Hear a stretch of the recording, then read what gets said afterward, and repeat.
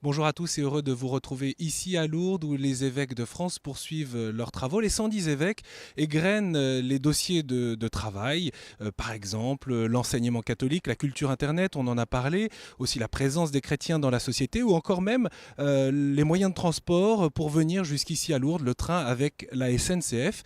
Les évêques ont souvent un mot à la bouche, un terme qui fait tache d'huile, la nouvelle évangélisation. Nous allons en parler avec vous, Monseigneur Carré, bonjour. Bonjour. Le pape vous a nommé secrétaire spécial pour le synode pour la nouvelle évangélisation qui se tiendra à Rome en octobre prochain. Vous avez présidé une séance de travail avec ces évêques ici réunis en assemblée.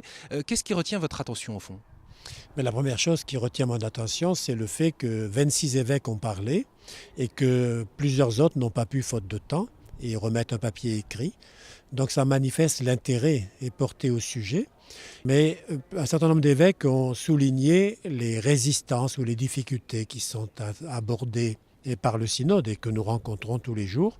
Et par exemple le fait qu'aujourd'hui, parler du salut ne va pas de soi. Et le fait aussi que beaucoup n'attendent rien de l'Église catholique. Donc voilà quelques résistances. Ensuite, d'autres points qui sont venus, bien c'est le fait que finalement c'est chacun des baptisés, et des baptisés croyants qui a à rendre compte de sa foi. Et ce n'est pas vraiment dans la culture de notre Église. Et donc nous avons aussi non seulement à encourager, mais à donner des moyens sans doute pour permettre aux personnes d'exprimer réellement à leurs voisins, à leurs proches, mais ceux qu'ils croient. Et de fait, c'est vrai que l'Église s'est beaucoup posé la question de l'athéisme ces dernières années, mais assez peu de l'indifférence religieuse. Comment parler à ceux qui sont indifférents?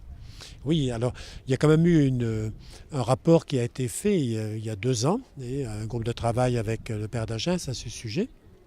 Mais c'est une question que nous rencontrons tous les jours. Il n'est pas facile à réfléchir parce que les raisons sont multiples.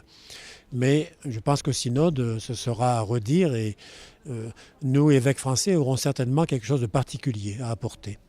On a vu justement dans les diocèses en France, à Bordeaux, à Marseille, également à Pamiers, mais aussi l'opération Métropole, à Paris, bien sûr à Toulon, à Avignon, sur les plages également de la façade atlantique, des missions fleurir un peu partout. Est-ce que d'une certaine manière, les évêques se sont convertis, si je puis dire, à la nouvelle évangélisation, alors que jusqu'à présent, souvent, on considérait que c'était une affaire de spécialistes, des communautés nouvelles, de groupes de jeunes, même parfois qualifiés d'illuminés? Non, je ne pense pas que les évêques se soient convertis parce qu'ils étaient, enfin tous les évêques reçoivent en devenant évêques la mission de porter l'évangile, et de le vivre et de l'annoncer. Je crois que ce qui a été souligné dans le moment d'échange qu'on a eu, c'est le fait que vraiment euh, la question de la nouvelle évangélisation doit tout traverser, et toutes nos activités. En, en faisant attention quand même au risque de ne pas tomber dans l'insignifiance, parce que quand on dit tout, ça risque aussi d'être rien. C'est-à-dire et donc il faut bien manifester ce qu'elle a de spécifique.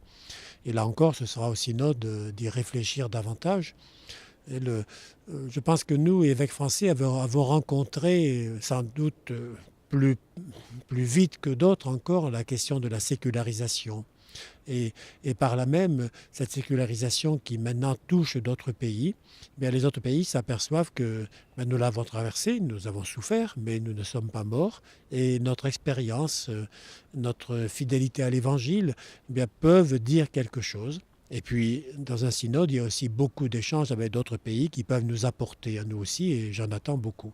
Merci beaucoup, Monseigneur Carré, pour ce point sur la nouvelle évangélisation. Je rappelle d'ailleurs que les délégués de la conférence épiscopale qui seront présents au synode ont été élus en novembre dernier lors de la dernière assemblée plénière et confirmés depuis par le pape.